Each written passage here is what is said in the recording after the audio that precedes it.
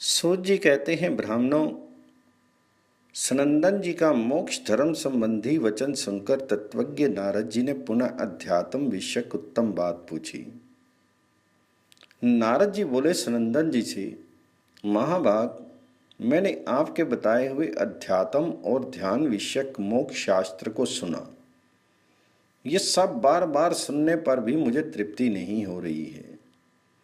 अधिकाधिक सुनने की इच्छा बढ़ती जा रही है। सर्वज्ञ मुनि, जीव विद्या के बंधन से जिस प्रकार मुक्त होता है वे उपाय मुझे बताइए। साधु पुरुष ने जिसका आश्रय ले रखा है उस मोक्ष धर्म का पुनः वर्णन कीजिए। तो सनंदन जी ने कहा, नारद, इस विषय में विद्वान पुरुष इस प्राचीन इतिहास का उदाहरण दिया करते हैं, जिससे ये ज्ञात होता है कि मिथिला नरेश जनक ने किस प्रकार मोक्ष प्राप्त किया था। ये उस समय की बात है जब मिथिला में जनक वंशी राजा जानदेव का राज्य था। जानदेव सदा ब्रह्म की प्राप्ति कराने वाले धर्मों का ही चिंतन किया करते थे। उनके दरबार में 100 आचार्य बराबर रहा करते थे, जो उन्हें भिन्न भिन्न आश्रमों के धर्मों का उपदेश देते रहते थे। इस शरीर को त्याग देने के पश्चात जीव की सत्ता रहती है या नहीं, अथवा देह त्याग के बाद उसका पुनर्जन्म होता है या नहीं, इस विषय में उन आचार्यों का जो सुनिश्चित सिद्धांत था, वे लोग आत्म तत्व के विषय में जैसा विचार उपस्थित करते थे, उससे शास्त्र अनुयायी राजा जानदेव को विशेष संतोष नहीं होता था। एक बार कपिला के पुत्र महामुनि पंचशिख संपूर्ण पृथ्वी की परिक्रमा करते हुए मिथिला में आ पहुंचे। वे संपूर्ण संन्यास धर्मों के ज्ञाता और तत्व ज्ञान के निर्णय में एक सुनिश्चित सिद्धांत के पोषक थे। उनके मन में किसी प्रकार का संदेह नहीं था। वे निर्द्वंद होकर विचरा करते थे। उन्हें ऋषियों में अद्वितीय बताया जाता है। कामना तो उन्हें छू भी नहीं गई थी।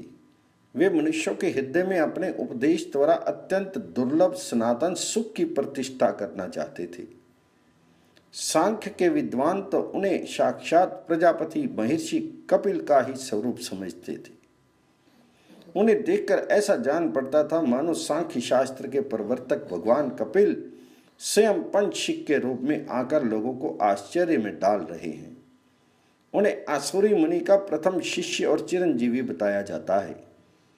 एक समय उन्होंने महर्षि कपिल के मत का अनुसरण करने वाले मुनियों की विशाल मंडली में जाकर सब में अंतर्यामी रूप से स्थित परमार्थ स्वरूप अव्यक्त ब्रह्म के विषय में निवेदन किया था और क्षेत्र और क्षेत्रज्ञ का अंतर स्पष्ट रूप से जान लिया था। यही नहीं, जो एकमात्र अक्षर एवं अविनाशी ब्रह्म नाना रूपों में दिखाई देता है, उसका ज्ञान भी आसुरी ने उस मुनि मंडली में प्राप्त किया था। उन्हीं के शिष्य पंचशिख थे, जो देव कोटि के पुरुष होते हुए भी मानवी के दूध से पले थे। कपिला नाम की एक ब्राह्मणी थी, जो पति पुत्र आदि कुटुंब के साथ रहती थी। उसी के पुत्र भाव को प्राप्त होकर वे उनके दूध पीते थे। अतः कपिला का दूध पीने के कारण उनकी कापिले संज्ञा हुई। उन्होंने नैष्टिक ब्रह्म में निष्ठ रखने वाली बुद्धि प्राप्त की थी।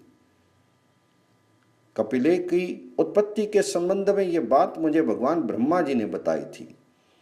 उनके कपिला पुत्र कहलाने और सर्वज्ञ होने का यही उत्तम वृत्तांत है।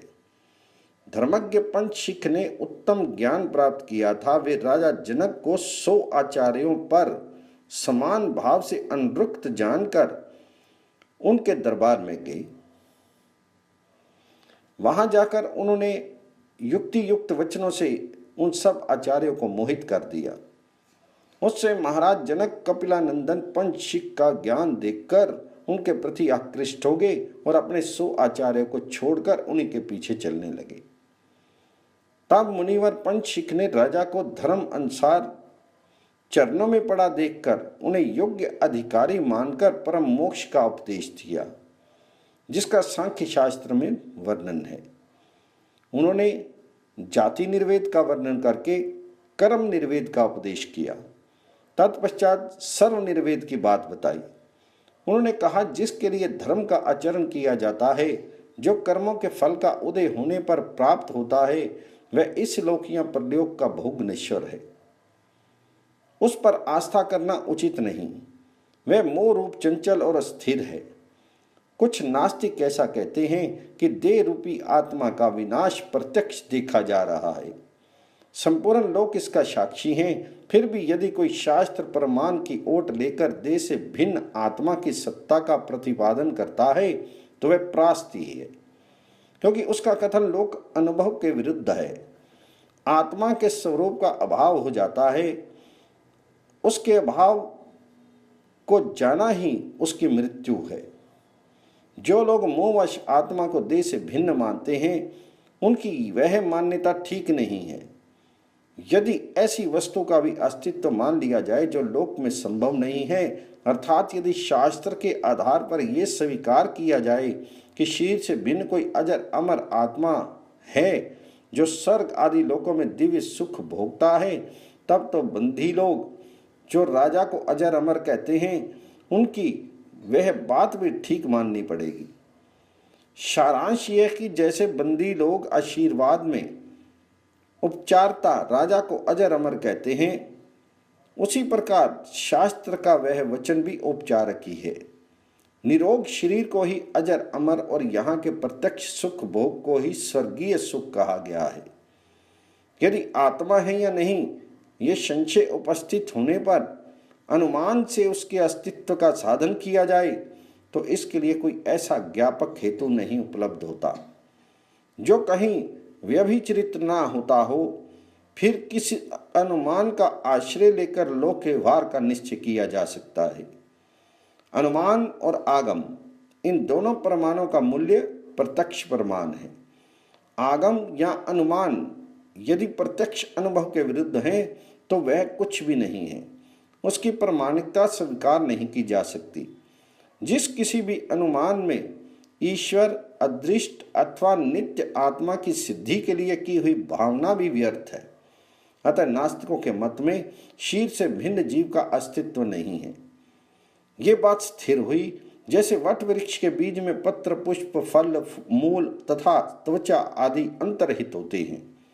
जैसे गाय के द्वारा खाई हुई घास में से घी, दूध आदि प्रकट हो जाते हैं, तथा जिस प्रकार अनेक औषध द्रव्यों का पाक एवं अधिवासन करने से उसमें नशा पैदा करने वाली शक्ति आ जाती है, उसी प्रकार वीर से ही शरीर आदि के साथ चेतनता भी प्रकट होती है।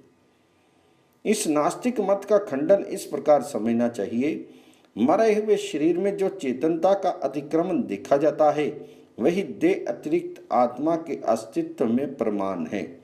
यदि चेतनता देह का ही धर्म होता तो मृतक शरीर में भी उसकी उपलब्धि होती। मृत्यु के पश्चात कुछ काल तक शरीर तो रहता है पर उसमें चेतनता नहीं रहती। अतः चेतन आत्मा शरीर से भिन्न है, ये सिद्ध होता है। नास्तिक भी रोग आदि की निवृत्ति के लिए मंत्र जप तथा तांत्रिक पद्धति से देवता आदि की आराधना करते हैं। वे देवता क्या हैं? यदि 5 भौतिक हैं तो घट आदि की भांति उनका दर्शन होना चाहिए, और यदि वे भौतिक पदार्थों से भिन्न हैं तो चेतन की सत्ता स्वतः सिद्ध हो गई। अतः देह से भिन्न आत्मा है, ये प्रत्यक्ष अनुभव से सिद्ध हो जाता है, और देह ही आत्मा है, ये प्रत्यक्ष अनुभव के विरुद्ध जान पड़ता है। यदि शरीर की मृत्यु के साथ आत्मा की भी मृत्यु मान ली जाए तब तो उसके लिए किए हुए कर्मों का भी नाश मानना पड़ेगा। फिर तो उसके शुभ अशुभ कर्मों का फल भोगने वाला कोई नहीं रह जाएगा, और देह की उत्पत्ति में अकृत अभ्यगत बिना किए हुए कर्म का ही भोग प्राप्त हुआ ऐसा मानने का प्रसंग उपस्थित होगा। ये सब प्रमाण ये सिद्ध करते हैं कि देह अतिरिक्त चेतन आत्मा की सत्ता अवश्य है। नास्तिकों की ओर से जो हेतुभूत दृष्टांत दिए गए हैं वे मूर्त पदार्थ हैं। मूर्त जड़ पदार्थों से मूर्त जड़ पदार्थ की ही उत्पत्ति होती है, यही उनके द्वारा सिद्ध होता है। जैसे काष्ठ से अग्नि की उत्पत्ति, पंचभूतों से आत्मा की उत्पत्ति की भांति यदि मूर्त से अमूर्त की उत्पत्ति मानी जाए तो पृथ्वी आदि मूर्त भूतों से अमूर्त आकाश की भी उत्पत्ति स्वीकार करनी पड़ेगी, जो असंभव है। अतः स्थूल भूतों के संयोग से अमूर्त चेतन आत्मा की उत्पत्ति सर्वथा संभव है। आत्मा की सत्ता न मानने पर लोक यात्रा का निर्वाह नहीं होगा। दान धर्म के फल की प्राप्ति के लिए कोई आस्था नहीं रहेगी, क्योंकि वैदिक शब्द तथा लौकिक व्यवहार सब आत्मा को ही सुख देने के लिए हैं।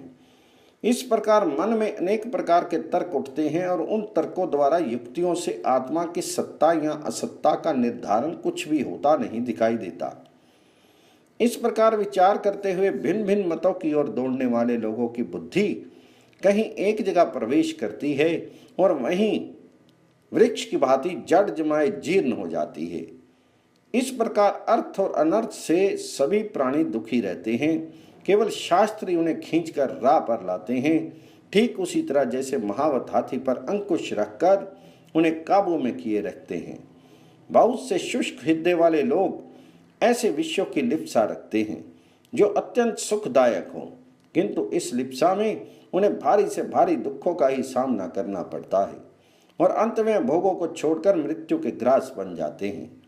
जो एक दिन नष्ट होने वाला है, जिसके जीवन का कुछ ठिकाना नहीं है, ऐसे अनित्य शरीर को पाकर इन बंधु बांधवों तथा स्त्री पुत्र आदि से क्या लाभ है। ये सोचकर जो मनुष्य इन सब को क्षण भर में वैराग्य पूर्ण त्याग करके चला जाता है, उसे मृत्यु के बाद फिर जन्म नहीं लेना पड़ता। पृथ्वी, आकाश, जल, अग्नि और वायु ये सदा शरीर की रक्षा करते रहते हैं। इस बात को अच्छी तरह समझ लेने पर इसके प्रति आसक्ति कैसे हो सकती है। जो एक दिन मृत्यु के मुख में पड़ने वाला है, ऐसे शरीर से सुख कहाँ।